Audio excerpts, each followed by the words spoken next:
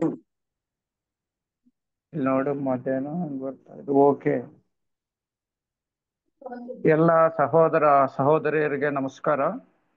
ಜೀವನ್ಮುಕ್ತ ಮಹಾತ್ಮರನ್ನ ಸ್ಮರಿಸುತ್ತಾ ನನ್ನ ಮಾತುಗಳನ್ನು ಪ್ರಾರಂಭ ಮಾಡ್ತೇನೆ. ಓಂ.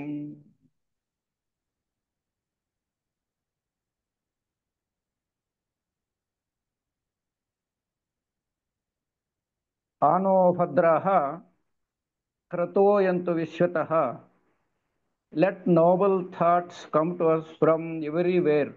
ನಮಗೆ ಎಲ್ಲ ಮೂಲೆಗಳಿಂದಲೂ ಪವಿತ್ರವಾದ ಆಲೋಚನೆಗಳು ಬರಲಿ. ಸಹೋದರ ಸಹೋದರಿಯರೇ, ಈಗಾಗಲೇ ಹಿರಿಯರು ತಿಳಿಸಿರುವಂತೆ ಇಂದಿನ ಉಪನ್ಯಾಸ ವಿಷಯ ಐತರೇಯ ಉಪನಿಷತ್ತು. ಈ ಉಪನಿಷತ್ತು ಋಗ್ವೇದದ ಮೂಲದಿಂದ ತೆಗೆದುಕೊಳ್ಳಲಾಗಿದೆ. ಇದರ ಕರ್ತೃ ಮಹೀದಾಸ. ಈ ಮಹೀದಾಸ ಅಂತಕ್ಕಂಥ ಸಾಧಕನು 116 ವರ್ಷಗಳ ಜೀವಿಸಿದ್ದರೆಂದು ಚಾಂದೋಗ್ಯೋಪನಿಷತ್ತಲ್ಲಿ ತಿಳಿಸಲಾಗಿದೆ. ಈತನ ತಾಯಿ ಇತರ ಎಂಬ ಸ್ತ್ರೀ ಆಗಿದ್ದರಿಂದ ಆ ತಾಯಿ ಹೆಸರಿನಲ್ಲಿ ಈ ಉಪನಿಷತ್ತಿಗೆ ಐತರೇಯೋಪನಿಷತ್ತು ಅಂತ ಹೆಸರು ಬಂದಿರಬಹುದು ಅಂತಕ್ಕಂಥ ಒಂದು ಊಹೆ ಬಲ್ಲವರಲ್ಲಿದೆ. ಹಾಗೆ ಈ ಉಪನಿಷತ್ತಿನ ಭಾಷ್ಯದಲ್ಲಿ ಶ್ರೀ ಶಂಕರಾಚಾರ್ಯರು ಇದರ ವಾಕ್ಯಾರ್ಥವನ್ನ ಹೀಗೆ ನಿರೂಪಿಸಿದ್ದಾರೆ. ಇಲ್ಲಿ ಬರ್ತಕ್ಕಂಥ ವಿಷಯ ಏನು ಅನ್ನೋದು ಶಂಕರಾಚಾರ್ಯರು ಅವರ ಭಾಷ್ಯದಲ್ಲಿ, ಅಂದರೆ ಐತರೇಯ ಉಪನಿಷತ್ತಿಗೆ ಭಾಷ್ಯವನ್ನು ಬರೆಯುತ್ತಾ ಶಂಕರಾಚಾರ್ಯರು ಅದರ ತಿರುಳನ್ನ ಹೀಗೆ ತಿಳಿಸ್ತಾರೆ. ಜಗತ್ತಿನ ಉತ್ಪತ್ತಿ, ಸ್ಥಿತಿ, ಲಯ ಅಥವಾ ಪ್ರಳಯಗಳನ್ನು ಮಾಡುವವನು, ಅಸಂಸಾರಿಯು, ಸರ್ವಜ್ಞನು, ಸರ್ವಶಕ್ತಿಯುಳ್ಳವನು, ಸರ್ವವಿಧನು ಆದ ಪರಮಾತ್ಮನು ಈ ಜಗತ್ತನ್ನೆಲ್ಲ ತನಗಿಂತಲೇ ಬೇರೊಂದು ವಸ್ತುವನ್ನು ಉಪಾದಾನವಾಗಿ ತೆಗೆದುಕೊಳ್ಳದೆ ಆಕಾಶಾದಿ ಕ್ರಮದಿಂದ ಸೃಷ್ಟಿಸಿದನು ಅಂತ ಪ್ರಾರಂಭದಲ್ಲಿ ಇದರ ವಿಷಯವನ್ನು ಶಂಕರಾಚಾರ್ಯರು ತಿಳಿಸ್ತಾರೆ. ಇಲ್ಲಿ ಬರ್ತಕ್ಕಂಥ ವಿಷಯ ಏನು ಅಂದರೆ, ಭಗವಂತ ಈ ಜಗತ್ತನ್ನ ಉತ್ಪತ್ತಿ ಮಾಡಿ, ಸ್ಥಿತಿ ಅಂದರೆ ಪೋಷಣೆ ಮಾಡಿ, ಲಯ ಅಂದರೆ ಲಯಗೊಳಿಸ್ತಕ್ಕಂಥದ್ದು, ಯಾವುದು ಬೇಡವೋ ಅದನ್ನೆಲ್ಲ ಮುಗಿಸ್ತಕ್ಕಂಥದ್ದು. ಈ ಮೂರು ಕ್ರಿಯೆಗಳನ್ನು ಭಗವಂತನಾದ ಮತ್ತು ಅಸಂಸಾರಿಯು, ಸರ್ವಜ್ಞನು, ಸರ್ವಶಕ್ತಿಯುಳ್ಳವನು, ಸರ್ವವಿಧನು ಆದ ಪರಮಾತ್ಮನು ಈ ಸೃಷ್ಟಿಯನ್ನು ಹೇಗೆ ಸೃಷ್ಟಿ ಮಾಡಿದ ಅಂದರೆ, ಕೆಲವು ಕಡೆ ಪ್ರಕೃತಿಯನ್ನು ಉಪಯೋಗಿಸಿಕೊಂಡು ಅಥವಾ ಇನ್ಯಾವುದೋ ಉಪಾಧಿಯನ್ನು ಉಪಯೋಗಿಸಿಕೊಂಡು ಜಗತ್ತಿನ ಸೃಷ್ಟಿ ಆಗಿದೆ ಅಂತ ಕೆಲವು ಉಪನಿಷತ್ತುಗಳಲ್ಲಿ ಗ್ರಂಥಗಳಲ್ಲಿ ಬರುತ್ತೆ. ಆದರೆ ಇಲ್ಲಿ ಬರ್ತಕ್ಕಂಥದ್ದು ಭಗವಂತನು ತನ್ನದೇ ಆದ ಅಂಶದಿಂದ ಈ ಜಗತ್ತನ್ನು ಸೃಷ್ಟಿಸಿದನು.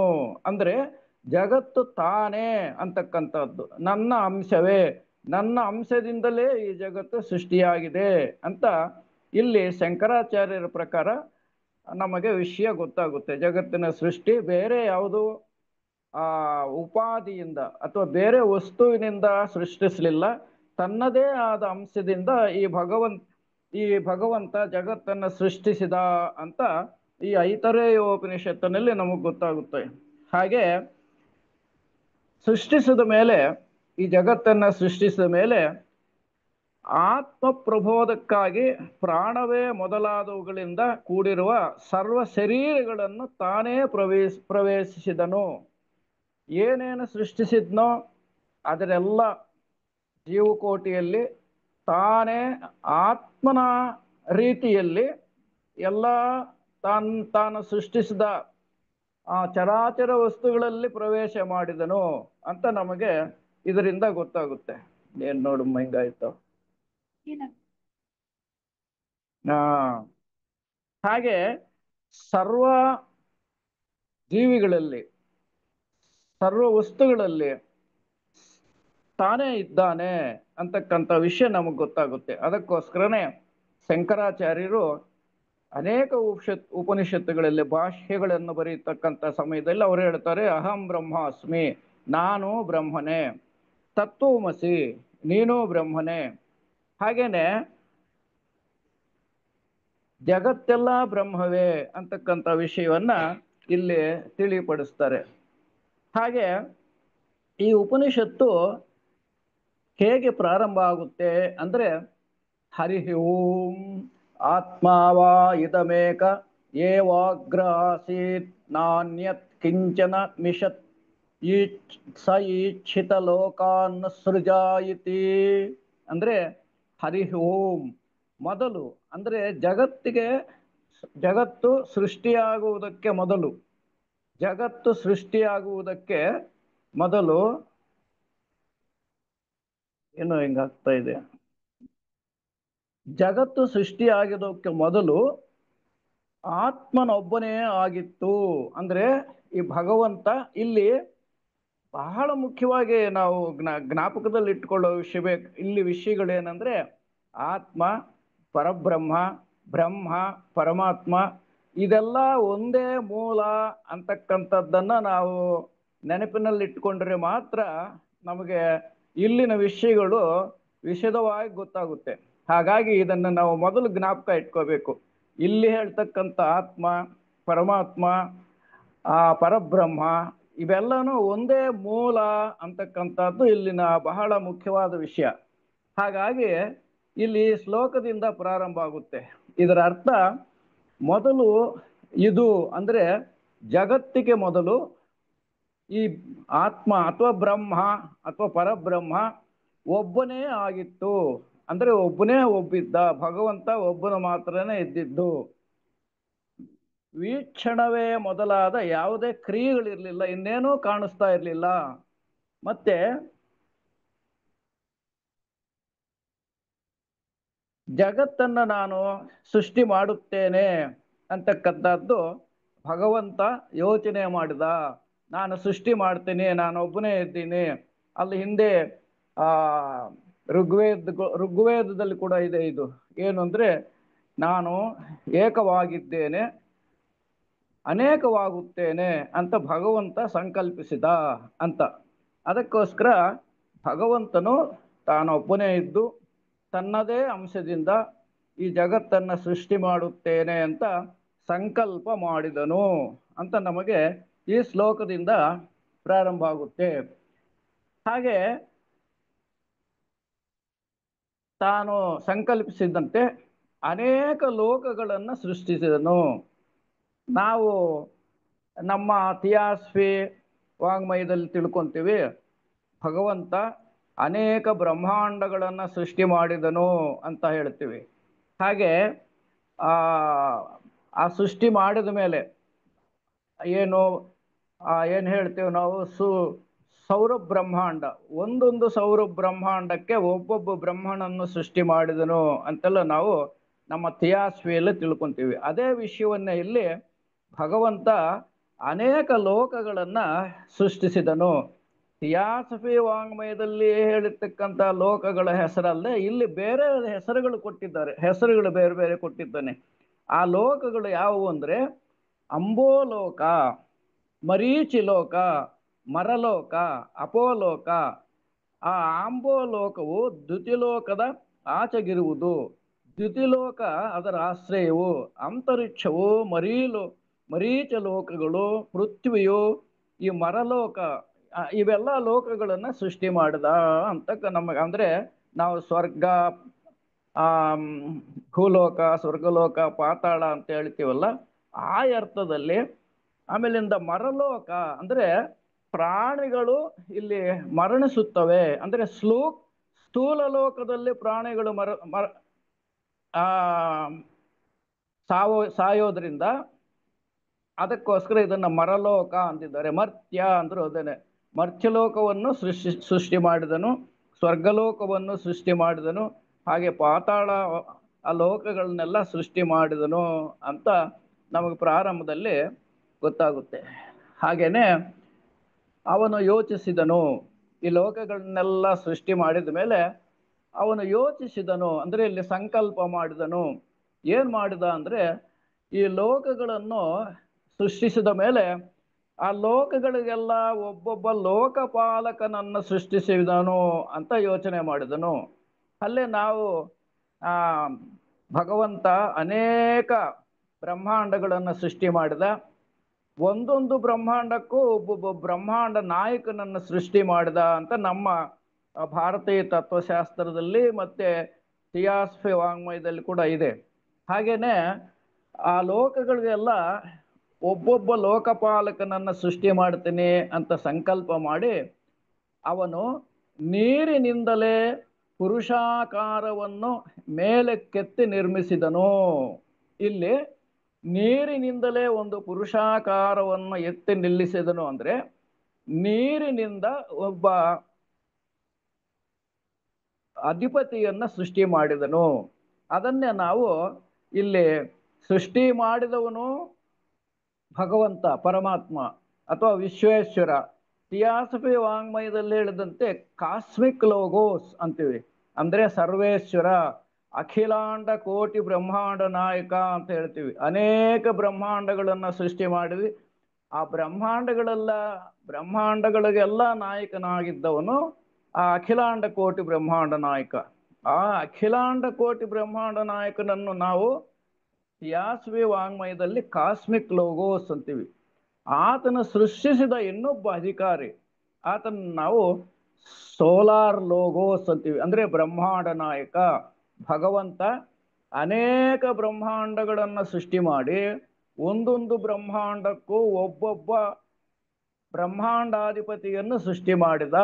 ಅಂದ್ರೆ ಸೃಷ್ಟಿ ಮಾಡಿದವನು, ಸೃಷ್ಟಿ ಮಾಡಲ್ಪಟ್ಟವನು ಇಲ್ಲಿಬ್ಬರಿದ್ದಾರೆ. ಒಬ್ಬರನ್ನ ವಿಶ್ವೇಶ್ವರ ಅಂತೀವಿ, ಸೋಲಾರ್ ಲೋಗೋಸ್ ಅಂತೀವಿ. ಇನ್ನೊಬ್ಬ ಈಶ್ವರ ಅಥವಾ ಬ್ರಹ್ಮಾಂಡಾಧಿಪತಿ. ಆತನನ್ನು ನಾವು ಥಿಯಾಸಫಿ ವಾಂಗ್ಮಯದಲ್ಲಿ ಸೋಲಾರ್ ಲೋಗೋಸ್ ಅಂತೀವಿ. ಇಲ್ಲಿ ಆ ಸೃಷ್ಟಿಸಿದ ವ್ಯಕ್ತಿಗೆ ಈ ಉಪನಿಷತ್ತಲ್ಲಿ ವಿರಾಟ ಪುರುಷ ಅಂತ ಹೇಳಿದೆ.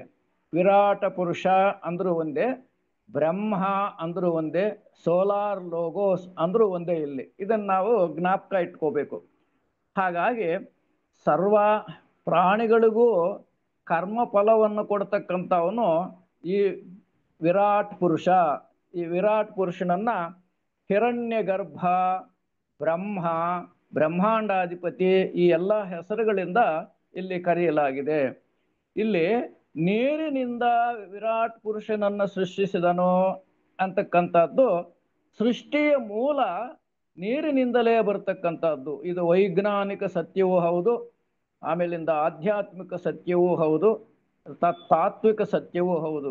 ಎಲ್ಲ ಜೀವಕೋಟಿ ಸಮುದ್ರದಿಂದ ಸೃಷ್ಟಿಯಾಗುತ್ತೆ ಅಂತ ನಾವು ತಿಳ್ಕೊಂಡಿದ್ದೀವಿ. ನೀರಿನಿಂದನೇ ಏಕಾಣು ಜೀವಿಗಳಿಂದ ಹಿಡಿದು ಎಲ್ಲ ಜೀವಿಗಳು ಸೃಷ್ಟಿ ಪ್ರಾರಂಭದಲ್ಲಿ ನೀರಿನಿಂದ ಆಗುವಂಥ ಒಂದು ಕಲ್ಪನೆ ಇಲ್ಲಿ ಬರುತ್ತೆ. ಭಗವಂತನು ನೀರಿನಿಂದಲೇ ಆ ವಿರಾಟ್ ಪುರುಷನನ್ನು ಸೃಷ್ಟಿಸಿದನು, ಅಂದ್ರೆ ಬ್ರಹ್ಮಾಂಡ ನಾಯಕನನ್ನು ಸೃಷ್ಟಿ ಮಾಡಿದ ಅಂತ ನಮಗೆ ಗೊತ್ತಾಗುತ್ತೆ. ಹಾಗೆ ಆ ಈಶ್ವರನು ಅಂದ್ರೆ ಇಲ್ಲಿ ನಾವು ಏನು ಹೇಳ್ತೀವಿ ವಿಶ್ವೇಶ್ವರ, ಕಾಸ್ಮಿಕ್ ಲೋಗೋಸ್, ಆ ಈಶ್ವರನು ಅವನನ್ನು ಕುರಿತು ಸಂಕಲ್ಪ ಮಾಡಿದನು. ಅಂದರೆ ತಾನು ಸೃಷ್ಟಿಸಿದ ವಿರಾಟ್ ಪುರುಷನನ್ನ ಕುರಿತು, ಬ್ರಹ್ಮಾಂಡ ನಾಯಕನನ್ನು ಕುರಿತು ಧ್ಯಾನ ಮಾಡಿದನು. ಅಂದ್ರೆ ಇಲ್ಲಿ ಸಂಕಲ್ಪ ಮಾಡಿದನು. ಏನಂತ ಸಂಕಲ್ಪ ಮಾಡಿದ ಅಂದ್ರೆ, ಹೀಗೆ ಧ್ಯಾನಿಸಲ್ಪಟ್ಟವನಿಗೆ ಅಂಡದಂತೆ ಒಂದು ಬಾಯಿ ಉತ್ಪನ್ನವಾಯಿತು.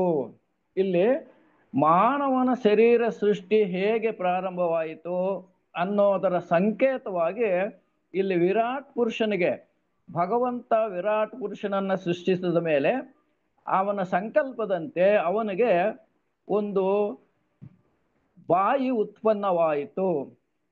ಬಾಯಿಯಿಂದ ವಾಗೀಂದ್ರಿಯ, ವಾಗೀಂದ್ರಿಯದಿಂದ ಅಗ್ನಿ ಉತ್ಪನ್ನವಾದವು, ಮೂಗಿನ ಹೊಳ್ಳೆಗಳು ಉತ್ಪನ್ನವಾದವು, ವಾಯು ದೇವತೆಗಳು ಉತ್ಪನ್ನರಾದರು, ಕಣ್ಣುಗಳು ಉತ್ಪನ್ನವಾದವು, ಕಣ್ಣುಗಳಿಂದ ಚಕ್ಷುರಿಂದ್ರಿಯ ಅಂದ್ರೆ ನೋಡ್ತಕ್ಕಂಥ ಇಂದ್ರಿಯ, ಹಾಗೆ ಕಿವಿಗಳು ಇವೆಲ್ಲ ಉತ್ಪನ್ನವಾಯಿತು. ಅಂದ್ರೆ ಮಾನವನು ಕೂಡ ಶರೀರ ಭ್ರೂಣದಿಂದ ಪ್ರಾರಂಭದಲ್ಲಿ ಹೇಗೆ ಎಲ್ಲ ಅಂಗಾಂಗಗಳು ಹುಟ್ಕೊಳ್ತಾವೋ ಹಾಗೆ ಈ ವಿರಾಟ್ ಪುರುಷನಿಗೆ ಭಗವಂತನ ಸಂಕಲ್ಪದಂತೆ ಎಲ್ಲ ಇಂದ್ರಿಯಗಳು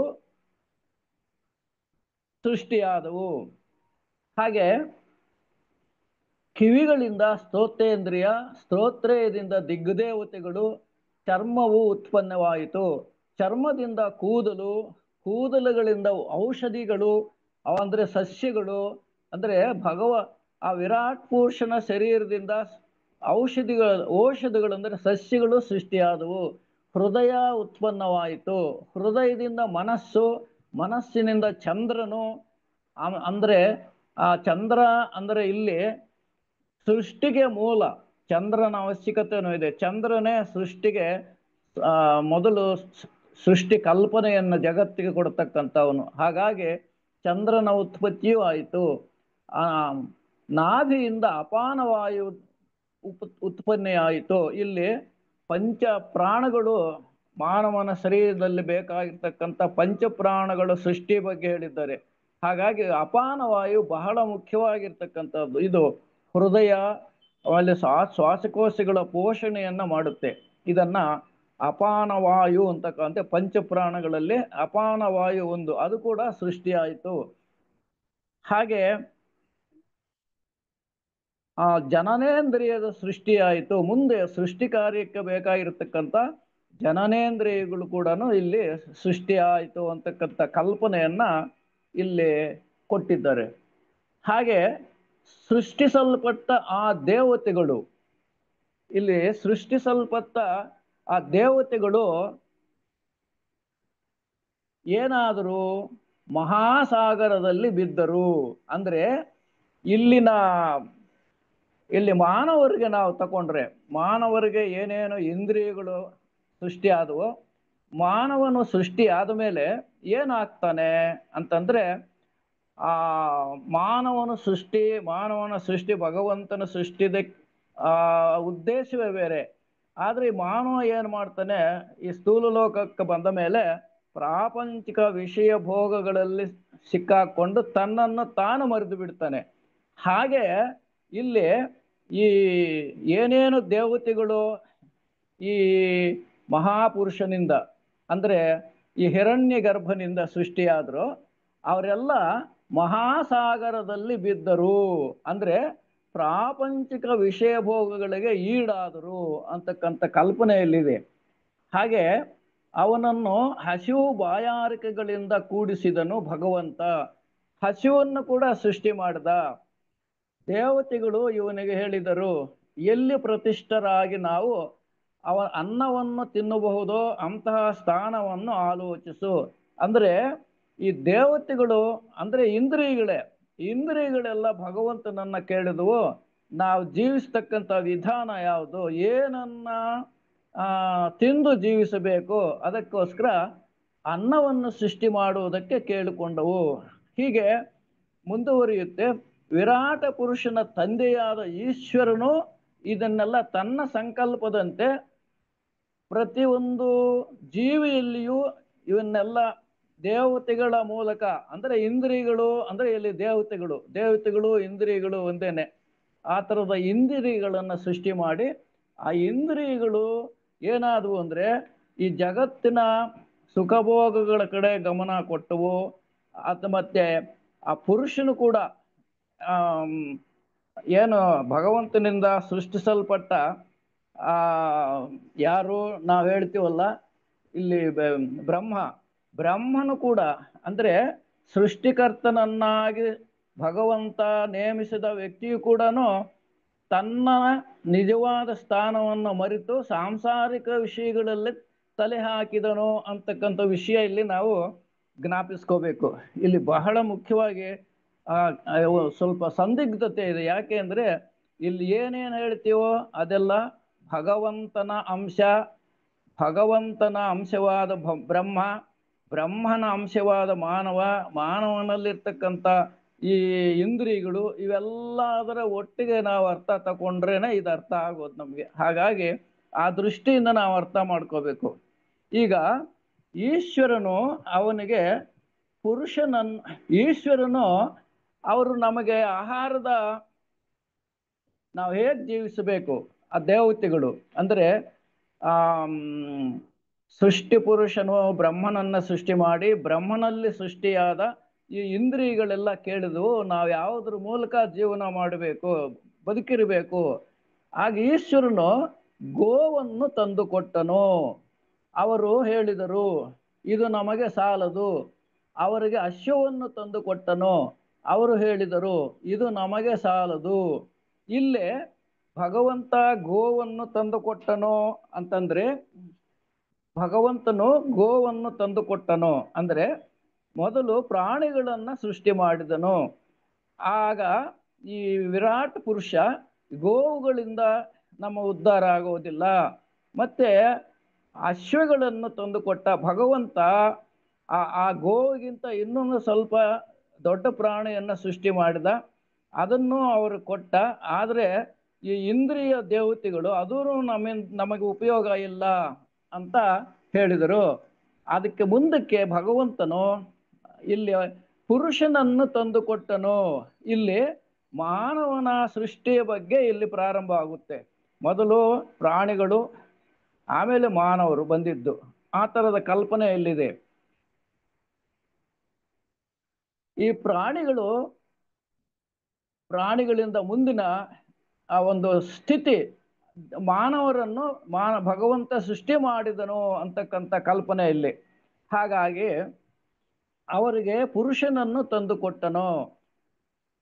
ಅವರು ಹೇಳಿದರು ಚೆನ್ನಾಗಿ ಆಯಿತು, ಪುರುಷನೇ ಸುಕೃತವು. ಅವನು ಅವರಿಗೆ ಹೇಳಿದನು ನಿಮ್ಮ ಸ್ಥಾನಕ್ಕೆ ತಕ್ಕಂತೆ ಪ್ರವೇಶಿಸಿರಿ.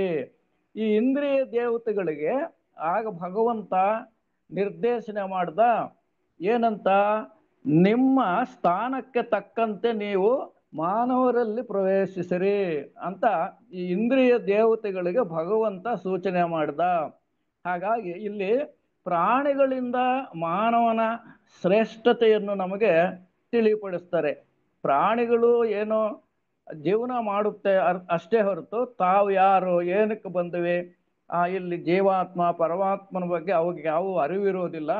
ಮಾನವನ ಮಾತ್ರ ಈ ಅರಿವು ಬರುತ್ತೆ ಅಂತಕ್ಕಂಥ ವಿಷಯ ನಮಗೆ ಗೊತ್ತಾಗುತ್ತೆ. ಅಂದರೆ ಇಲ್ಲಿ ಪ್ರಾಣಿಗಳಿಂದ ಮಾನವನ ಕಡೆ ವಿಕಾಸವು ಹೋಗುತ್ತದೆ ಅಂತಕ್ಕಂಥ ಕಲ್ಪನೆಯೂ ಇಲ್ಲಿದೆ. ಹಾಗಾಗಿ ಇಲ್ಲಿ ವಿಕಾಸ ಭಗವಂತನ ಯೋಜನೆಯಲ್ಲಿ ಪ್ರಾಣಿಗಳಿಂದ ಮಾನವನಿಂದ ಮಾನವಾತೀತ ಸ್ಥಿತಿ, ಹೀಗೆ ವಿಕಾಸ ಮುಂದುವರಿಯುತ್ತೆ ಅಂತಕ್ಕಂಥ ಕಲ್ಪನೆ ಕೂಡ ನಮಗೆ ಇಲ್ಲಿ ಅರ್ಥವಾಗುತ್ತೆ. ಹಾಗೆ ಅಗ್ನಿಯು ವಾಗೀಂದ್ರಿಯವಾಗಿ ಬಾಯನ್ನು ಪ್ರವೇಶಿಸಿದನು. ಅಗ್ನಿದೇವತೆ ವಾಗೀಂದ್ರಿಯ ಅಂದರೆ ಮಾತಿನ ರೂಪದಲ್ಲಿ ಬಾಯಿಯನ್ನು ಪ್ರವೇಶಿಸಿದನು. ಅಂದರೆ ಮಾನವನ ಶರೀರದೊಳಕ್ಕೆ ಈ ಇಂದ್ರಿಯ ದೇವತೆಗಳೆಲ್ಲ ಹೇಗೆ ಪ್ರವೇಶ ಮಾಡಿದವು ಅಂತಕ್ಕಂಥದ್ದು ನಮಗಿಲ್ಲಿ ಅರ್ಥ ಆಗುತ್ತೆ. ಅಗ್ನಿಯು ವಾಗೀಂದ್ರಿಯವಾಗಿ ಬಾಯಿಯನ್ನು ಪ್ರವೇಶಿಸಿದನು. ವಾಯುವು ಘ್ರಾಣೇಂದ್ರಿಯವಾಗಿ ಮೂಗಿನ ಹೊಳ್ಳೆಗಳನ್ನು ಪ್ರವೇಶಿಸಿದನು. ಶ್ರೋತ್ರೇಂದ್ರಿಯವಾಗಿ ಕಿವಿಯನ್ನು ಪ್ರವೇಶಿಸಿದನು. ಔಷಧಿ ವನಸ್ಪತಿಗೆ ದೇವತೆಗಳು ಕೂದಲುಗಳಿಂದ ಕೂಡಿದ ತ್ವಗೀಂದ್ರಿಯವಾಗಿ ಚರ್ಮವನ್ನು ಪ್ರವೇಶಿಸಿದರು. ಚಂದ್ರನು ಮನಸ್ಸಾಗಿ ಹೃದಯವನ್ನು ಪ್ರವೇಶಿಸಿದನು.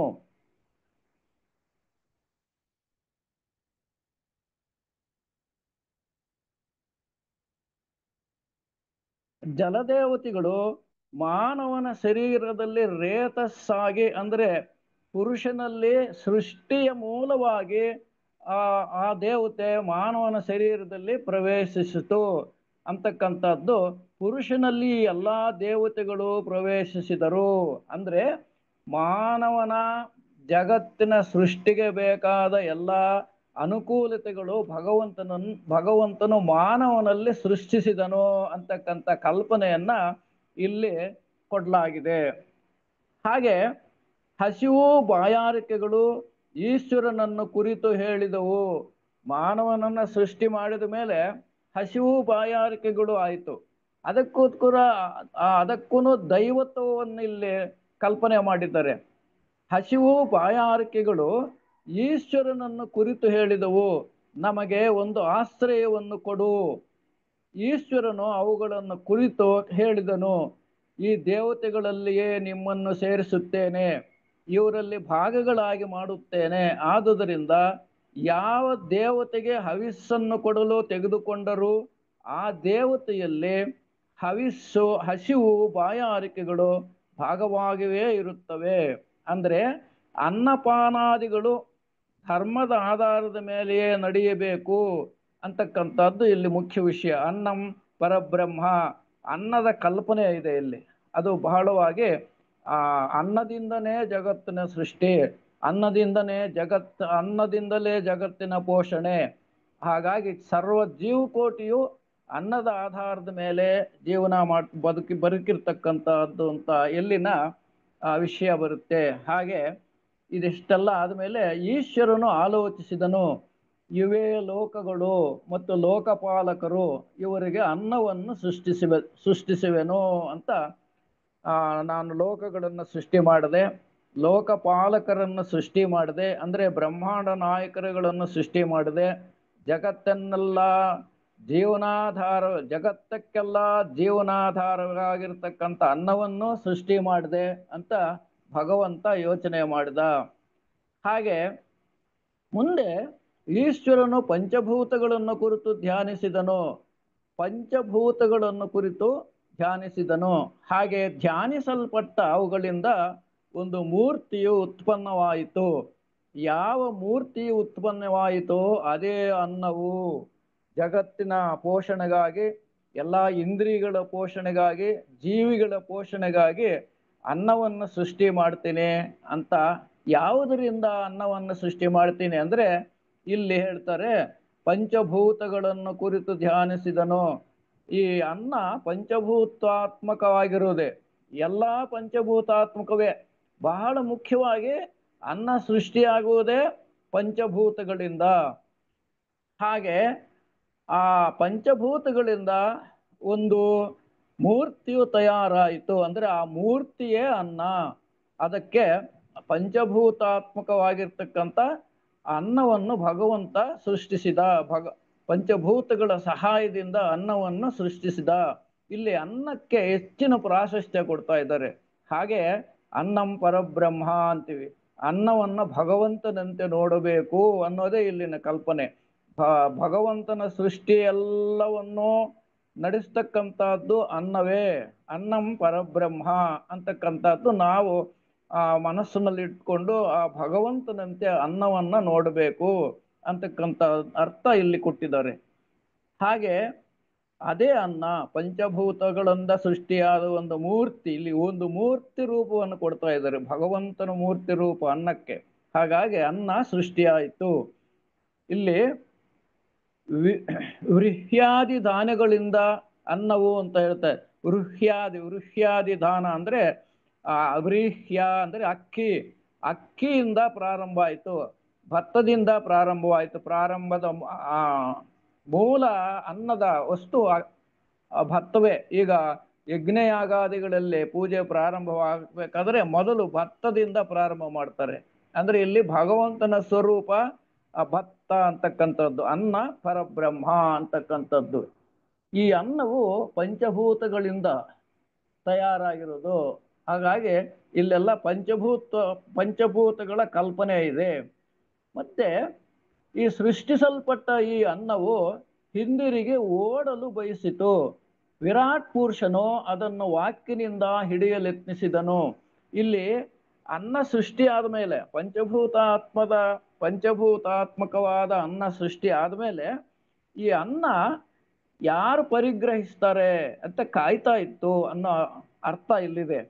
ವಿರಾಟ್ ಪುರುಷ ಅದನ್ನ ಹಿಡ್ಕೋಬೇಕು, ಅದನ್ನ ಸೇವಿಸಬೇಕು. ಹೇಗೆ ಅಂದ್ರೆ ಯಾವ ಇಂದ್ರಿಯದಿಂದ ಅದನ್ನ ಹೀರಿಕೊಳ್ಳಬೇಕು, ಸ್ವೀಕರಿಸಬೇಕು ಅಂತಕ್ಕಂಥದ್ದು ಇಲ್ಲಿದೆ. ವಿರಾಟ್ ಪುರುಷನು ಅಂದ್ರೆ ಭಗವಂತನಿಂದ ಸೃಷ್ಟಿಸಲ್ಪಟ್ಟ ಆ ವಿರಾಟ್ ಪುರುಷನು, ಆ ಬ್ರಹ್ಮಾಂಡ ನಾಯಕನು ಅನ್ನವನ್ನು ವಾಕ್ಯನಿಂದ ಹಿಡಿಯಲೆತ್ನಿಸಿದನು. ಅಂದ್ರೆ ಮಾತಿನಿಂದ ಅದನ್ನು ಸ್ವೀಕರಿಸೋಕೆ ನೋಡಿದ. ಅದನ್ನು ವಾಕ್ಯದಿಂದ ಹಿಡಿದುಕೊಳ್ಳಲು ಶಕ್ತನಾಗಲಿಲ್ಲ. ಅವನು ವಾಕ್ಯದಿಂದ ಹಿಡಿದುಕೊಂಡಿದ್ದರೆ ಅನ್ನವನ್ನು ಉಚ್ಚರಿಸಿಯೇ ತೃಪ್ತನಾಗಬಹುದಾಗಿತ್ತು. ಇಲ್ಲಿ ಕೇವಲ ಅನ್ನ ಅಂತಕ್ಕಂಥ ಶಬ್ದ ಉಚ್ಚಾರಣೆ ಮಾಡೋದರಿಂದಾನೇ ಶರೀರ ಪೋಷಣೆ ಆಗ್ತಾ ಇತ್ತು. ಯಾವಾಗ ಅಂದ್ರೆ ಮಾತಿನಿಂದ, ಅಂದ್ರೆ ವಾಕ್ಯನಿಂದ ಅನ್ನವನ್ನು ಸ್ವೀಕರಿಸುವ ಒಂದು ಸಾಮರ್ಥ್ಯ ಮಾನವನಿಗೆ, ಇಲ್ಲಿ ಮಾನವ ಅಂತಕ್ಕಂಥದ್ದನ್ನು ನಾವು ಕಲ್ಪನೆ ಮಾಡ್ಕೋಬಹುದು. ವಿರಾಟ್ ಪುರುಷ ಅಂದ್ರೆ ಈ ಮಾನವನ ವಿರಾಟ್ ಪುರುಷನ ಅಂಶವೇ ಮಾನವ. ಹಾಗಾಗಿ ಈ ಮಾತಿನಿಂದ, ಬರೀ ಮಾತಿನಲ್ಲಿ ಹೇಳಿದ್ರೆ ನಮಗೇನು ನಮ್ಮ ಶರೀರಕ್ಕೆ ಅನ್ನ ಬರಲ್ಲ. ಹಾಗೆ ಇಲ್ಲಿ ಮಾತಿನಿಂದ ಉಚ್ಚರಿಸಿಯೇ ತೃಪ್ತಿ ಆಗಬಹುದಾಗಿತ್ತು. ಒಂದು ವೇಳೆ ಮಾತಿನ ಆ ಇಂದ್ರಿಯದಿಂದ ಸ್ವೀಕರಿಸೋಕೆ ಸಾಧ್ಯವಾಗಿದ್ರೆ ಮಾತಿನಿಂದಾನೇ ಅನ್ನವನ್ನು ಸ್ವೀಕರಿಸಬಹುದಾಗಿತ್ತು. ವಿರಾಟ್ ಪುರುಷನು ಅದನ್ನು ಜ್ಞಾನೇಂದ್ರಿಯದಿಂದ ಹಿಡಿಯಲು ಲೆಕ್ಕಿಸಿದನು. ಜ್ಞಾನೇಂದ್ರಿಯ ಅಂದ್ರೆ ಮೂಸಿ ನೋಡಿದ್ರೆ ಅನ್ನವನ್ನು ಸ್ವೀಕರಿಸಿದಂತೆ ಪ್ರಯತ್ನ ಮಾಡಿದನು, ಅದರಿಂದನೂ ಆಗ್ಲಿಲ್ಲ. ಹಾಗೆ ಮುಂದಕ್ಕೆ ವಿರಾಟ್ ಪುರುಷನು ದೃಷ್ಟಿಯಿಂದ ಹಿಡಿಯಲು ಯತ್ನಿಸಿದನು. ಕಣ್ಣಿನಿಂದ ನೋಡಿ ತೃಪ್ತಿ ಪಡ್ಕೊಳ್ಳೋದಕ್ಕೆ ಸಾಧ್ಯವಾ, ಅದನ್ನು ಪ್ರಯತ್ನ ಮಾಡಿದನು. ಈಗ ನಾವು ಕೂಡ ಅಷ್ಟೇ, ಅನೇಕ ಸಲ ನೋಡೋದ್ರಿಂದ ಏನಾದರೂ ತೃಪ್ತಿ ಆಗಬಹುದಾ? ಕೆಲವು ಸಲ ನಾವು ನೋಟದಿಂದನೇ ಕೆಲವು ವಿಷಯಗಳನ್ನು ತೃಪ್ತಿಪಡಿಸ್ತೀವಿ, ನೋಡಿ ತೃಪ್ತಿ ಮಾಡ್ಕೊಂತೀವಿ. ಆ ಥರದ ಕಲ್ಪನೆ ಇದೆ ಇಲ್ಲಿ. ವಿರಾಟ್ ಪುರುಷನು ಮೊದಲು ಒಂದೊಂದು ಕಡೆಯಿಂದ, ಒಂದೊಂದು ಇಂದ್ರಿಯದಿಂದ ಅನ್ನವನ್ನು ಸ್ವೀಕರಿಸುವ ಪ್ರಯತ್ನ ಮಾಡಿದನು. ಹಾಗೆ ದೃಷ್ಟಿಯಿಂದ ನೋಡೋದಕ್ಕೆ ಪ್ರಯತ್ನ ಮಾಡಿದ, ಅದನ್ನು ದೃಷ್ಟಿಯಿಂದ ಹಿಡಿಯಲು ಸಾಧ್ಯವಾಗಲಿಲ್ಲ. ವಿರಾಟ್ ಪುರುಷನ ಶ್ರವಣೇಂದ್ರಿಯದಿಂದ, ಅಂದ್ರೆ ಕಿವಿಯಿಂದ ಸ್ವೀಕರಿಸೋಕೆ ಸಾಧ್ಯವಾಗುತ್ತಾ ನೋಡ್ದ, ಅದರಿಂದನೂ ಆಗ್ಲಿಲ್ಲ.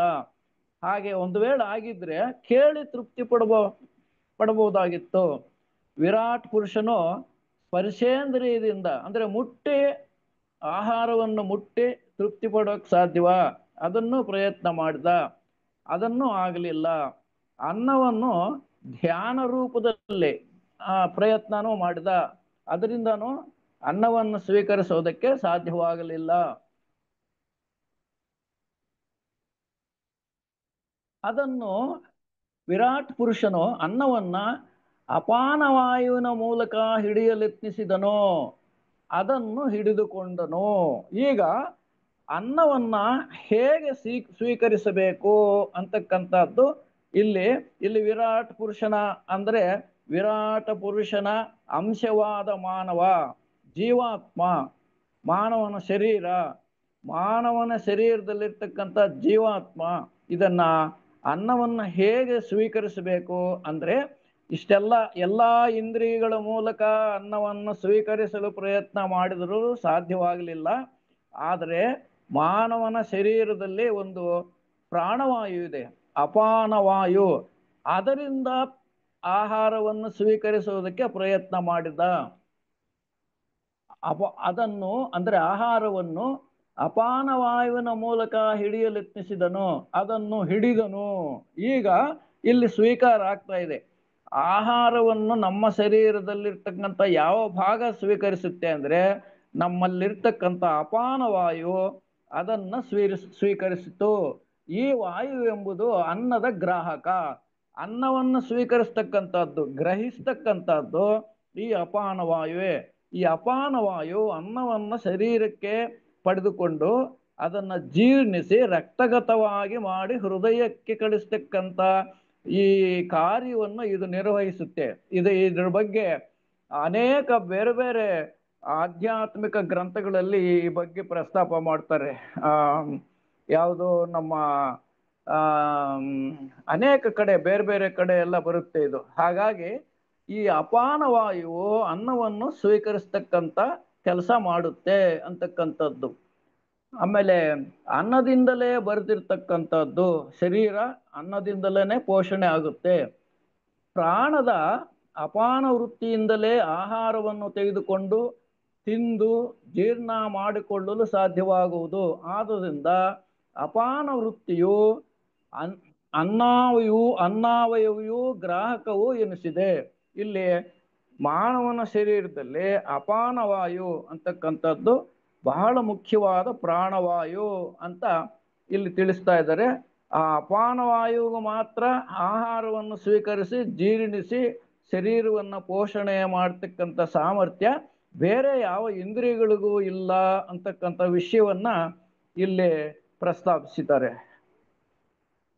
ಹಾಗೆ ಈಶ್ವರನು ಆಲೋಚಿಸಿದನು, ಇದು ನಾನಿಲ್ಲದೆ ಹೇಗೆ ತಾನೇ ಉಳಿದೀತು. ಅವನು ಆಲೋಚಿಸಿದನು, ನಾನು ಯಾವುದರಿಂದ ಇವನ್ನು ಪ್ರವೇಶಿಸಲಿ. ಇಲ್ಲಿ ಮಾನವನ ಶರೀರದ ಸೃಷ್ಟಿಯಾಗಿದೆ, ಮಾನವ ಶರೀರ ಪೋಷಣೆಗೆ ಬೇಕಾಗಿರ್ತಕ್ಕಂಥ ಅನ್ನವೂ ಸೃಷ್ಟಿಯಾಗಿದೆ, ಶರೀರ ಇದೆ. ಭಗವಂತ ಯೋಚನೆ ಮಾಡ್ದ, ಈ ಶರೀರದಲ್ಲಿ ನಾನು ಹೇಗೆ ಪ್ರವೇಶಿಸಬೇಕು ಅಂದ್ರೆ ಇಲ್ಲಿ ಆತ್ಮನ ಪ್ರವೇಶ ಇದೆ. ಇಲ್ಲಿವರೆಗೂ ಮಾನವನ ಶರೀರದಲ್ಲಿ ಆತ್ಮನ ಪ್ರವೇಶ ಆಗಿಲ್ಲ, ಇದು ಬರೀ ಇಂದ್ರಿಯಗಳ ಪ್ರವೇಶ ಆಗಿದೆ. ಮಾನವನಿಗೆ ಆಹಾರವನ್ನ ಜೀರ್ಣಿಸ್ತಕ್ಕಂಥ ಅಪಾನವಾಯುವಿನ ಪ್ರವೇಶ ಆಗಿದೆ. ಈಗ ಭಗವಂತ ಯೋಚನೆ ಮಾಡದೆ, ನಾನಿಲ್ಲದೆ ಈ ಶರೀರ ಹೇಗೆ ನಡೆಯುತ್ತದೆ ಅಂತಕ್ಕಂಥ ಭಗವಂತನು ಯೋಚನೆ ಮಾಡ್ದ. ಈಶ್ವರನು ಆಲೋಚಿಸಿದನು, ಇದು ನಾನಿಲ್ಲದೆ ಹೇಗೆ ತಾನೇ ಉಳಿದೀತು. ಅವನು ಆಲೋಚಿಸಿದನು, ನಾನು ಯಾವುದರಿಂದ ಇದನ್ನು ಪ್ರವೇಶಿಸಲಿ. ನಾನು ಈ ಶರೀರವನ್ನ ಯಾವ ರೀತಿಯಲ್ಲಿ ಈ ಶರೀರಕ್ಕೆ ಪ್ರವೇಶ ಮಾಡಲಿ ಅಂತ ಭಗವಂತ ಯೋಚನೆ ಮಾಡ್ದ. ನಾನು ಯಾವುದರಿಂದ ಇದನ್ನು ಪ್ರವೇಶಿಸಲಿ. ಮತ್ತೆ ಆಲೋಚಿಸನು, ವಾಕ್ಕು ಮಾತಾಡಿದರೆ, ಘ್ರಾಣವು ಘ್ರಾಣಿಸಿದರೆ, ಚಕ್ಷುವು ನೋಡಿದರೆ, ಅಂದ್ರೆ ಇಂದ್ರಿಯಗಳ ಮೂಲಕ ಪ್ರವೇಶ ಮಾಡೋಕ್ಕೆ ಸಾಧ್ಯವಾ. ಚರ್ಮದಿಂದ ಯಾವುದೇ ಅಥವಾ ಇನ್ನ ಮೂಗಿನಿಂದ ಈ ತರ ಪ್ರವೇಶ ಮಾಡೋಕ್ಕೆ, ಶರೀರದೊಳಕ್ಕೆ ನಾನು ಪ್ರವೇಶ ಮಾಡೋಕ್ಕೆ ಭಗವಂತನು ನನ್ನ ಅಂಶವನ್ನು ಮಾನವನ ಶರೀರದೊಳಕ್ಕೆ ಹೇಗೆ ಪ್ರವೇಶಿಸಬಹುದು ಅಂತಕ್ಕಂಥ ಯೋಚನೆ ಮಾಡಿದ. ಕಣ್ಣಿನ ಮೂಲಕವೇ ಅಥವಾ ಕಿವಿಯ ಮೂಲಕವೇ, ಬಾಯಿಯ ಮೂಲಕವೇ, ಯಾವುದರ ಮೂಲಕ ಅಂತ ಯೋಚನೆ ಮಾಡಿದ. ಅದಕ್ಕೆ ಮುಂದೆ ಈ ದೇಹೇಂದ್ರಿಯ ಸಂಘಾತವು ಪದಾರ್ಥವಾಗಿರುವುದರಿಂದ ಅದರ ಸ್ವಾಮಿಯಾದ ನನ್ನನ್ನು ಬಿಟ್ಟು ಹೇಗೆ ಉಳಿದೀತು. ಈ ದೇಹೇಂದ್ರಿಯಗಳೆಲ್ಲ ಉಳಿಯಬೇಕಾದ್ರೆ ಅವುಗಳನ್ನೆಲ್ಲ ಸೃಷ್ಟಿ ಮಾಡಿರೋ ನಾನಿಲ್ಲದೆ ಈ ದೇಹವನ್ನು ಇಂದ್ರಿಯಗಳು ಹೇಗೆ ನಡೆಸುತ್ತವೆ ಅಂತ ಭಗವಂತನ ಯೋಚನೆ ಮಾಡಿ, ನಾನು ಯಾವುದರ ಮೂಲಕ ಈ ಮಾನವನ ಶರೀರದೊಳಕ್ಕೆ ಅಂದ್ರೆ ಆತ್ಮಸ್ವರೂಪದಲ್ಲಿ ಮಾನವನ ಶರೀರದೊಳಕ್ಕೆ ಹೇಗೆ ಪ್ರವೇಶಿಸಬೇಕು ಅಂತ ಭಗವಂತ ಯೋಚನೆ ಮಾಡಿದನು. ಹಾಗೆ ಇಲ್ಲಿ ನನ್ನ ಸ್ವರೂಪವೇನು, ನಾನು ಯಾರಿಗೆ ಸ್ವಾಮಿ, ನಾನು ಕರಣ ಸಂಘಾತದಿಂದ ಪ್ರವೇಶಿಸಿ ಮಾತನಾಡುವುದು ಮೊದಲಾದ ಫಲವನ್ನು ಅರಿತುಕೊಳ್ಳದಿದ್ದರೆ ಇವನು ಇರುವನು, ಇವನು ಇಂತಹ ಸ್ವರೂಪದವನು ಅಂತ ಹೇಗೆ ಗೊತ್ತಾಗುತ್ತೋ. ನಾನಿಲ್ಲದೆ ಮಾನವನು ತನ್ನ ತನವನ್ನು ಅರಿತುಕೊಳ್ಳಲಾರ ಅಂತಕ್ಕಂಥ ಈ ಭಗವಂತನು ಸಂಕಲ್ಪವನ್ನು ಮಾಡಿದನು. ಹಾಗೆ ಈಶ್ವರನು ಇದೇ ತಲೆ ಬುರುಡೆಯನ್ನು ಸೀಳಿಕೊಂಡು ಬ್ರಹ್ಮರಂಧ್ರದ ಮೂಲಕ ಒಳಗೆ ಪ್ರವೇಶಿಸಿದನು. ಈಗ ಮಾನವನ ಭ್ರೂಣ ಸ್ತ್ರೀ ಗರ್ಭದಲ್ಲಿ ಪ್ರಾರಂಭ ಆಗಿದೆ, ಮಗುವಿನ ಪ್ರಾರಂಭ ಆಗಿದೆ, ಮಗುವಿನ ಸೃಷ್ಟಿಯಾಗಿದೆ. ಭಗವಂತ ಎಲ್ಲಿಂದ ಪ್ರವೇಶಿಸಬೇಕು ಅಂದ್ರೆ ತಲೆಯ ಮೇಲೆ ಬ್ರಹ್ಮರಂಧ್ರ ಅಂತ ಒಂದಿರುತ್ತೆ.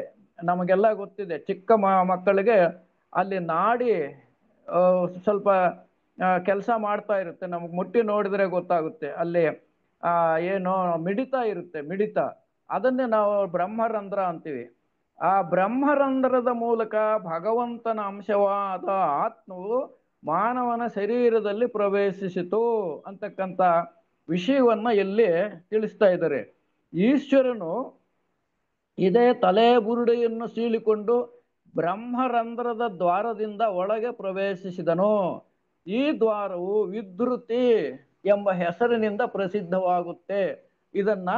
ಈ ದ್ವಾರವನ್ನ, ಈ ಬ್ರಹ್ಮರಂಧ್ರವನ್ನ ತಲೆಯ ಮೇಲಿರ್ತಕ್ಕಂಥ ಚಿಕ್ಕ ಮಕ್ಕಳಿಗಿರುತ್ತೆ, ಮುಟ್ಟಿ ನೋಡಿದ್ರೆ ನಮ್ಗೆ ಗೊತ್ತಾಗುತ್ತೆ. ಅಲ್ಲಿ ಒಂದು ರಂಧ್ರ ಇರುತ್ತೆ, ಅದರ ಚರ್ಮ ಮಿಡಿತ ಅಂದ್ರೆ ಕದಲ್ತಾ ಇರುತ್ತೆ. ಅದರ ಮೂಲಕ ಭಗವಂತನ ಅಂಶ ಆತ್ಮ ರೂಪದಲ್ಲಿ ಮಾನವನ ಶರೀರವನ್ನು ಪ್ರವೇಶಿಸಿತು. ಇದನ್ನ ಬಹಳ ಪ್ರಸಿದ್ಧಿ ಆಗಿರ್ತಕ್ಕಂಥ ವಿಷಯ ಅಂತ ಹೇಳ್ತಾರೆ. ಇದನ್ನ ನಂದನವನಕ್ಕೆ ಹೋಲಿಸಿದ್ದಾರೆ. ಭಗವಂತನು ಇಲ್ಲಿ ಪ್ರವೇಶ ಮಾಡಿರುವುದರಿಂದ ಮಾನವನ ಶರೀರದಲ್ಲಿ ಇದಕ್ಕೊಂದು ನಂದನವನದಂತೆ, ಅಂದ್ರೆ ಬಹಳ ಆನಂದವನ್ನು ಕೊಡತಕ್ಕಂತ ಸ್ಥಳ ಅದು ಆ ಬ್ರಹ್ಮರಂಧ್ರ. ಹಾಗೆ ಅವನಿಗೆ 3 ವಾಸಸ್ಥಾನಗಳು, 3 ಸ್ವಪ್ನಗಳು. ಇದೊಂದು ವಾಸಸ್ಥಾನ, ಇದೊಂದು ವಾಸಸ್ಥಾನ, ಇದು 3 ಸಲ ಹೇಳಿದ್ದಾರೆ. ಅಂದ್ರೆ ಆತ್ಮನ ವಾಸಸ್ಥಾನ ಆ ಬ್ರಹ್ಮರಂಧ್ರದ ಮೂಲಕವೇ ಪ್ರವೇಶ ಮಾಡಿರುವ ಅಲ್ಲಿನೇ ಭಗವಂತ ಪ್ರಾರಂಭದಲ್ಲಿ ವಾಸ ಮಾಡ್ತಾನೆ. ಅಂದ್ರೆ ಆತ್ಮವು ಅಲ್ಲಿಂದ ಸೃಷ್ಟಿ ಆಗುತ್ತೆ, ಅಲ್ಲಿ ಪ್ರಾರಂಭ ಆಗುತ್ತೆ. ಹೀಗೆ ಈ ಜಗತ್ತನ್ನೆಲ್ಲ ಸೃಷ್ಟಿಸಿದ ಭಗವಂತ ತಾನು ಎಲ್ಲಾ ಚರಾಚರ ವಸ್ತುಗಳಲ್ಲಿಯೂ ತಾನು ಸೇರಿಕೊಂಡಿರ್ತಕ್ಕಂಥ ಒಂದು ಕಲ್ಪನೆ ಇಲ್ಲಿ ಬರ್ತಾ ಇದೆ. ಮಾನವನ ಶರೀರದಲ್ಲಿ ಕೂಡ ಆತ್ಮರೂಪದಲ್ಲಿ ಪ್ರಾರಂಭದಲ್ಲಿ ಮಾನವನ ಶರೀರ ಸೃಷ್ಟಿಯಾದಾಗ, ಅಂದ್ರೆ ಆ ಮಗುವಿನ ಏನು ಬ್ರಹ್ಮರಂಧ್ರದ ಮೂಲಕ ಭಗವಂತನ ಅಂಶವು ಮಾನವನ ಶರೀರದೊಳಕ್ಕೆ ಪ್ರವೇಶ ಮಾಡುತ್ತೆ. ಅವನು ಹುಟ್ಟಿ ಭೂತಗಳನ್ನು ವ್ಯಕ್ತಪಡಿಸಿದನು. ಏಕೆಂದರೆ ಅವನು ಇನ್ನೇನಾದರೂ ಹೇಳಿದನೆ, ಅವನು ಈ ಪುರುಷನನ್ನೇ ಪರಿಪೂರ್ಣವಾದ ಬ್ರಹ್ಮವೆಂದು ಅರಿತುಕೊಂಡನು ಅಂತ ಇಲ್ಲಿದೆ. ಅಂದ್ರೆ ಈ ಆತ್ಮನ ಪ್ರವೇಶ, ಭಗವಂತನ ಅಂಶ ಮಾನವನ ಶರೀರದೊಳಕ್ಕೆ ಪ್ರವೇಶ ಮಾಡಿದ ಮೇಲೆ ಭಗವಂತನ ಕಲ್ಪನೆ ಬರುತ್ತೆ. ನಾನು ಭಗವಂತನ ಅಂಶ, ನಾನು ಆ ಹಿರಣ್ಯ ಗರ್ಭನ ಕಲ್ಪನೆಯಿಂದ, ಅಂದ್ರೆ ಸಂಕಲ್ಪದಿಂದ ನಾನು ಸೃಷ್ಟಿಯಾಗಿದ್ದೇನೆ ಅಂತಕ್ಕಂಥ ಇಲ್ಲಿ ಭಗವಂತನಿಗೂ ಈ ಆತ್ಮನಿಗೂ ಇರತಕ್ಕಂಥ ಒಂದು ಸಂಬಂಧ ಮತ್ತೆ ಆ ಅರಿವಿನ ಬಗ್ಗೆ ಪ್ರಸ್ತಾಪ ಮಾಡಿದ್ದಾರೆ.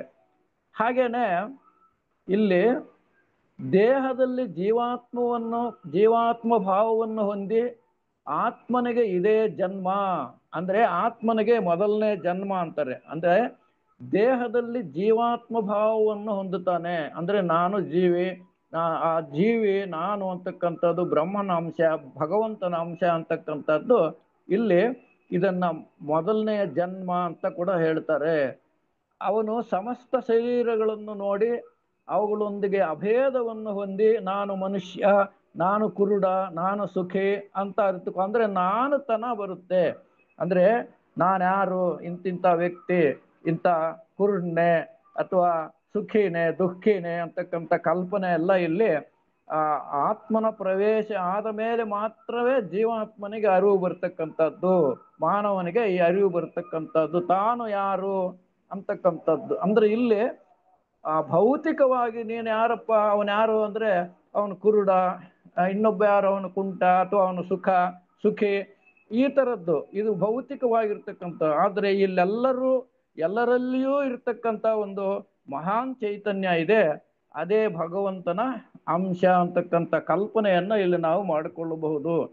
ಹಾಗೆ ಈ ಬ್ರಹ್ಮವೇ ನನ್ನ ಆತ್ಮಸ್ವರೂಪ ಅಂತಕ್ಕಂಥ ಅರಿವು ಈ ಮಾನವನಿಗೆ ಇದರಿಂದ ಬರುತ್ತೆ ಅಂತಕ್ಕಂಥ ವಿಷಯವನ್ನ ಇಲ್ಲಿ ಪ್ರಸ್ತಾಪ ಮಾಡ್ತಾರೆ. ಹಾಗೆ ಆದುದರಿಂದ ಇವನ ಹೆಸರು ಇದಂದ್ರ, ಇವನು ಇದಂದ್ರನೆನ್ನು ಪ್ರಸಿದ್ಧನಾಗಿದ್ದಾನೆ. ಅಂದ್ರೆ ಇಂದ್ರಿಯಗಳನ್ನೆಲ್ಲ ತನ್ನಲ್ಲಿಟ್ಟುಕೊಂಡಿರ್ತಕ್ಕಂಥ ಈ ಆತ್ಮನನ್ನ ಇಂದ್ರ ಅಂತ ಕರೀತಾರೆ. ಇಲ್ಲಿ ಇಂದ್ರ, ಇದಂದ್ರ ಅಂತಕ್ಕಂಥ ಮಾತು ಇಂದ್ರ ಅಂತಕ್ಕಂಥ ಪ್ರಚಾರದಲ್ಲಿದೆ ಅಂತ ಇಲ್ಲಿ ಹೇಳ್ತಾ ಇದ್ದಾರೆ. ಅವನೇ ಇಂದ್ರ. ಯಾಕೆ ಅಂದ್ರೆ ಮಾನವನು ತನ್ನ ಶರೀರದಲ್ಲಿ ಎಲ್ಲಾ ಇಂದ್ರಿಯಗಳನ್ನು ಹೊಂದಿರುವುದರಿಂದ ಇವನು ಇಂದ್ರನೇ ಅಂತಕ್ಕಂಥದ್ದು. ಹಾಗಾಗಿ ಇವನು ಇಂದ್ರನ ಸ್ಥಿತಿಯಲ್ಲಿ ಇದ್ದು ತಾನು ಭಗವಂತನ ಅರಿವನ್ನು ಮೂಡಿಸಿಕೊಳ್ಳಬೇಕು ಅಂತಕ್ಕಂಥ ಪ್ರಸ್ತಾಪ ಇಲ್ಲಿ ಮಾಡಲಾಗಿದೆ. ಹಾಗೆ ಈಗ ಈ ಜೀವಾತ್ಮನು ಅಂದ್ರೆ ಮನುಷ್ಯನ ಶರೀರದಲ್ಲಿ ಪ್ರವೇಶ ಮಾಡಿರ್ತಕ್ಕಂಥ ಭಗವಂತನ ಅಂಶವಾದ ಈ ಜೀವಾತ್ಮನು ಎಲ್ಲಿರ್ತಾನೆ? ಇನ್ನು ಮುಂದೆ ಸೃಷ್ಟಿ ಭಗವಂತ ತಾನು ಸೃಷ್ಟಿ ಮಾಡಿದ್ದಾನೆ. ಭಗವಂತ ವಿರಾಟ್ ಪುರುಷನನ್ನು ಸೃಷ್ಟಿ ಮಾಡಿದ, ವಿರಾಟ್ ಪುರುಷನ ಮೂಲಕ ಮಾನವನನ್ನು ಸೃಷ್ಟಿ ಮಾಡಿದ. ಈಗ ಮಾನವನೇ ಸೃಷ್ಟಿಕರ್ತನಾಗಿ ಭಗವಂತನ ಆ ಅಂಶದಿಂದಲೇ ಮಾನವನು ಕೂಡ ಸೃಷ್ಟಿಕರ್ತನೆ ಅಂತಕ್ಕಂಥ ಕಲ್ಪನೆಯಲ್ಲಿದೆ. ಇಲ್ಲಿ ಈ ಜೀವಾತ್ಮನು ಮೊದಲು ಪುರುಷನಲ್ಲಿ ರೇತೋ ರೂಪವಾಗಿ ಗರ್ಭವಾಗುತ್ತಾನೆ. ಇನ್ನ ಸೃಷ್ಟಿ ಜವಾಬ್ದಾರಿ ಮಾನವನಿಗೆ ಕೊಡಲ್ಪಟ್ಟಿದೆ ಇಲ್ಲಿ. ಇದನ್ನ ಈ ಜೀವಾತ್ಮನು ಮೊದಲು ಎಲ್ಲಿ ಸೃಷ್ಟಿ ಆಗ್ತಾನೆ ಅಂದ್ರೆ ಪುರುಷನಲ್ಲಿ ರೇತೋ ರೂಪವಾದ ಗರ್ಭವಾಗುತ್ತಾನೆ. ಇಲ್ಲಿ ಪುರುಷನ ಶರೀರದಲ್ಲಿ ಮೊದಲು ಈ ಜೀವಾತ್ಮನು ಸೃಷ್ಟಿ ಆಗ್ತಾನೆ. ಮೊದಲು ರೇತೋ ರೂಪದಲ್ಲಿ ಅಂದ್ರೆ ನಾವು ಏನು ಹೇಳ್ತೀವಿ ವೀರ್ಯ ರೂಪದಲ್ಲಿ ಮೊದಲು ಪುರುಷನಲ್ಲಿ ಈ ಜೀವಾತ್ಮನ ಸೃಷ್ಟಿ ಆಗುತ್ತದೆ. ಈ ರೇತಸ್ಸು ಸರ್ವಾಂಗಗಳಿಂದ ತೇಜಸ್ಸಾಗಿ ಉತ್ಪನ್ನವಾಗುತ್ತದೆ. ಅಂದ್ರೆ ಮಾನವನ ಶರೀರ ಅಷ್ಟೊತ್ತು ಯಾಗಿರ್ಬೇಕು ಅಂದ್ರೆ ಸರ್ವಾಂಗಗಳಿಂದ ತೇಜಸ್ಸಿನಿಂದಾಗಿ ಅಂದ್ರೆ ಮಾನವನ ಶರೀರ ಅಷ್ಟೇ ಪವಿತ್ರವಾಗಿರಬೇಕು. ಅಷ್ಟೊಂದು ಪವಿತ್ರವಾಗಿದ್ದಾಗ ಮಾತ್ರ ನಿಜವಾದ ಜಗತ್ತಿನ ಸೃಷ್ಟಿ ಆಗುತ್ತದೆ, ನಿಜವಾದ ಜೀವಿಯ ಸೃಷ್ಟಿಯಾಗುತ್ತೆ ಅಂತಕ್ಕಂಥ ಕಲ್ಪನೆ ಇಲ್ಲಿ ಕೊಟ್ಟಿದೆ. ತೇಜಸ್ಸಿನಿಂದ ಮಾನವನ ಶರೀರ ಇರಬೇಕು, ಆಗಲೇ ನಿಜವಾದ ಸೃಷ್ಟಿ ಕಾರ್ಯ ಅವನಿಂದ ನಡೆಯುತ್ತೆ. ಹಾಗಾಗಿ ರೇತೋ ರೂಪದಿಂದ ಗರ್ಭವಾಗಿರೋ ಆತ್ಮನನ್ನು ತನ್ನಲ್ಲಿಯೇ ಧರಿಸುತ್ತಾನೆ. ಕೆಲವು ಕಾಲ ಪುರುಷನ ವೀರ್ಯ ರೂಪದಲ್ಲಿ ಶರೀರದಲ್ಲಿರುತ್ತೆ. ಅದು ಮುಂದೆ ಸ್ತ್ರೀ ಸಂಪರ್ಕವನ್ನ ಹೊಂದಿದಾಗ ಸ್ತ್ರೀಯ ಗರ್ಭಕೋಶದಲ್ಲಿ ಅದು ಪ್ರಾರಂಭದಲ್ಲಿ ಬೆಳೆಯೋಕೆ ಪ್ರಾರಂಭವಾಗುತ್ತೆ. ಇದು ನಿಜವಾದ ಸೃಷ್ಟಿ ಅಂತಕ್ಕಂಥದ್ದನ್ನ ಇಲ್ಲಿ ಈ ನಮ್ಮ ಐತರೇಯೋಪನಿಷತ್ತು ನಮಗೆ ತಿಳಿಸುತ್ತೆ. ಹಾಗಾಗಿ ರೇತೋ ರೂಪದಿಂದ ಗರ್ಭವಾಗಿರುವ ಈ ಆತ್ಮನು ತನ್ನಲ್ಲಿಯೇ ಧರಿಸುತ್ತಾನೆ. ಅದನ್ನು ಸ್ತ್ರೀಯಲ್ಲಿ ಸೇಚನ ಮಾಡಿದಾಗ ಮತ್ತೆ ನಿಜವಾದ ಸೃಷ್ಟಿಯು ಪ್ರಾರಂಭವಾಗುತ್ತದೆ. ಮುಂದೆ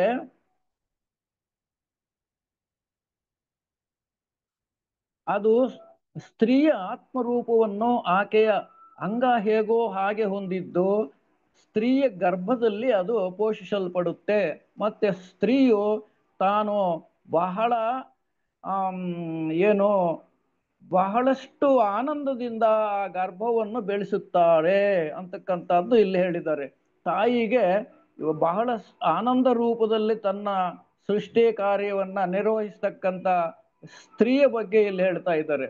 ಹಾಗೆ ಅದು ಸ್ತ್ರೀ ಗರ್ಭದಲ್ಲಿ ಮಾನವ ಶಿಶುವಿನ ಪೋಷಣೆ ನಡೆಯುತ್ತೆ. ಯಾವುದೇ ರೀತಿಯಲ್ಲಿ ಆ ಗರ್ಭದಲ್ಲಿ ಜೀವಕ್ಕೆ ತೊಂದರೆಯಾಗದಂತೆ ಪೋಷಣೆ ಮಾಡುತ್ತಾಳೆ, ಜವಾಬ್ದಾರಿಯನ್ನು ತೆಗೆದುಕೊಳ್ಳುತ್ತಾಳೆ ಅಂತಕ್ಕಂಥದ್ದು ಇಲ್ಲಿ ಹೇಳಿದ್ದಾರೆ. ಹಾಗೆ ತನ್ನ ಗರ್ಭವಾಗಿರುವ ಆತ್ಮನನ್ನ ಪಾಲಿಸುತ್ತಿರುವವಳು ಪತಿಯಿಂದ ಪಾಲಿಸಲ್ಪಡುತ್ತಾಳೆ. ಇಲ್ಲಿ ಇಬ್ಬರೂ ಬಹಳ ಜವಾಬ್ದಾರಿಯಿಂದ ಆ ಶಿಶುವಿನ ಪೋಷಣೆಗೆ ಜವಾಬ್ದಾರಿಯನ್ನು ತೆಗೆದುಕೊಳ್ತಾರೆ. ಸ್ತ್ರೀಯ ಗರ್ಭದಲ್ಲಿರ್ತಕ್ಕಂಥ ಆ ಭ್ರೂಣದ ಆ ಪೋಷಣೆಯನ್ನ ಇಬ್ಬರು ಜವಾಬ್ದಾರಿಯುತವಾಗಿ ಅದನ್ನ ಪೋಷಣೆ ಮಾಡ್ತಾರೆ. ಸ್ತ್ರೀಯು ಗರ್ಭವನ್ನು ಜನ್ಮಕ್ಕೆ ಮೊದಲೇ ಧರಿಸುತ್ತಾಳೆ. ಮೊದಲೇ ಹುಟ್ಟಿದ ಕೂಡಲೇ ಸಂತಾನವನ್ನು ಪಾಲಿಸುತ್ತಾಳೆ. ಅವನು ಮೊದಲೇ ಹುಟ್ಟಿದ ಕೂಡಲೇ ಸಂತಾನದ ಪ್ರಾರಂಭ ಆಗುತ್ತೆ. ಹೀಗೆ ಈ ಲೋಕಗಳು ಅವಿಚ್ಛಿನ್ನವಾಗಿರುತ್ತವೆ. ಅಂದ್ರೆ ಹೀಗೇನೆ ಜಗತ್ತಿನ ಸೃಷ್ಟಿ ಸ್ತ್ರೀ ಪುರುಷರಿಂದ ಸೃಷ್ಟಿ ಆಗುತ್ತೆ ಅಂತಕ್ಕಂಥ ವಿಷಯ. ಇಲ್ಲಿ ಪುರುಷನಲ್ಲಿ ಮೊದಲು ರೇತೋ ರೂಪದಲ್ಲಿ ಜೀವಾತ್ಮನ ಜನನವಾಗುತ್ತದೆ. ಇದು ಜೀವಾತ್ಮನ ಮೊದಲನೇ ಜನ್ಮ. ಪುರುಷನಲ್ಲಿ ರೇತೋ ರೂಪದಲ್ಲಿ ಆಗುವ ಮಾನವ ಜನ್ಮ ಮೊದಲನೇದು. ಸ್ತ್ರೀ ಗರ್ಭದಲ್ಲಿ ಎರಡನೇ ಜನ್ಮ. ಅದು ಲೋಕಕ್ಕೆ ಬಂದು ತನ್ನ ಆ ಜೀವನವನ್ನು ನಡೆಸಿ ಆ ಜೀವನವನ್ನೆಲ್ಲ ಪೂರ್ತಿ ಮಾಡಿ ಇನ್ನೊಂದು ಶರೀರಕ್ಕೆ ಪ್ರವೇಶ ಮಾಡುವುದು ಮೂರನೇ ಜನ್ಮ.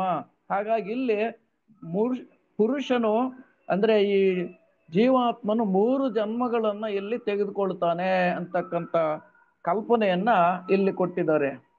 ಹಾಗೆ ಈ ವಿಷಯಗಳೆಲ್ಲ ನಮಗೆ ಈ ಈ ಉಪನಿಷತ್ತು ತಿಳಿಯಪಡಿಸುತ್ತೆ. ತಂದೆಯ ಈ ಆತ್ಮನು ಪುಣ್ಯ ಕರ್ಮಗಳ ಪ್ರತಿನಿಧಿಯಾಗಿ ಮಾಡಲ್ಪಡುತ್ತಾನೆ.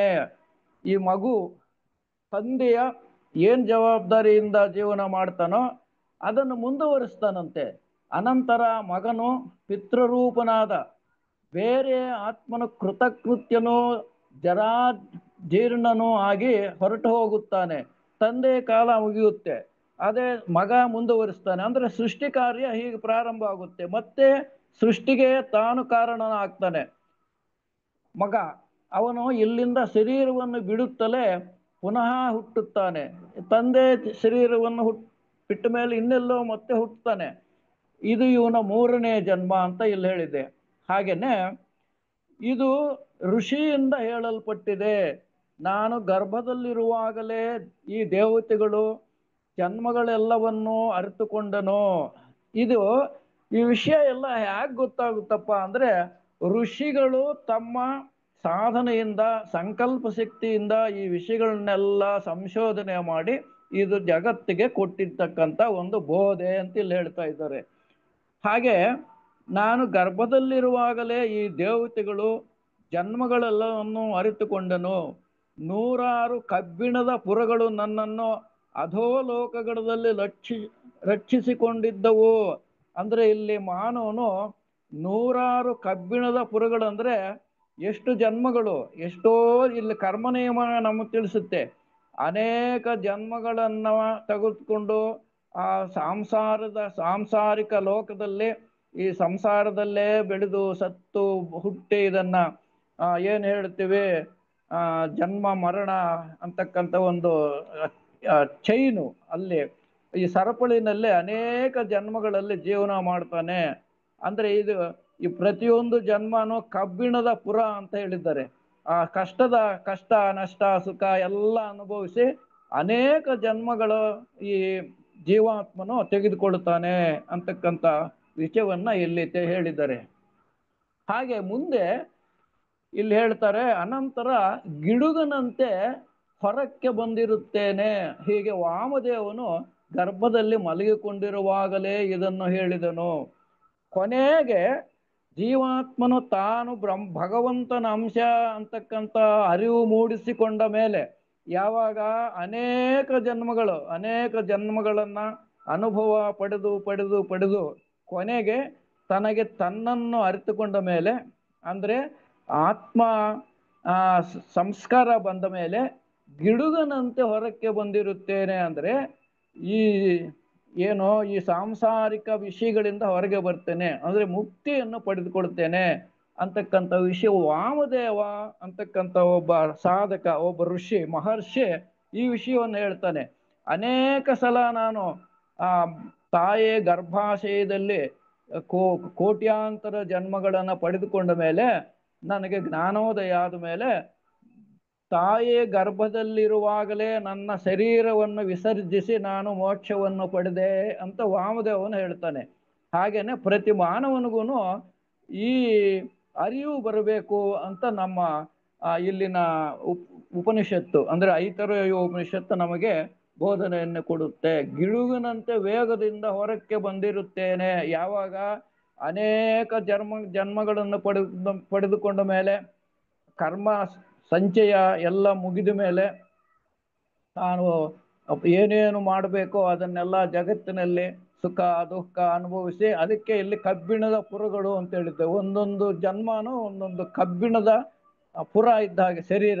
ಆ ಶರೀರಗಳನ್ನೆಲ್ಲ ಜೀವನ ಮಾಡಿ ಮಾಡಿ ಮಾಡಿ ಕೊನೆಗೆ ಆ ಆತ್ಮನ ಅರಿವು ಆದಮೇಲೆ ನಾನು ಭಗವಂತನ ಅಂಶ, ನಾನು ಭಗವಂತನಷ್ಟೇ ಪರಿಪೂರ್ಣನಾಗಬಲ್ಲೆ ಅಂತ ಈ ಜೀವಾತ್ಮನಿಗೆ ಗೊತ್ತಾದ ಮೇಲೆ ಅದು ಮುಂದೆ ಈ ಯಾವುದೋ ಇದರಿಂದ ಜನನ ಮರಣಗಳ ಈ ಭವಸಾಗರದಿಂದ ಹೊರಗೆ ಬರುತ್ತೇನೆ, ನಾನು ಕೂಡ ಹಾಗೆ ಬಂದೆ ಅಂತಕ್ಕಂಥ ವಿಷಯವನ್ನ ಈ ವಾಮದೇವ ಅಂತಕ್ಕಂಥ ಮಹರ್ಷಿ ನಮಗೆ ಬೋಧನೆಯನ್ನು ಇಲ್ಲಿ ಕೊಟ್ಟಿದ್ದಾನೆ.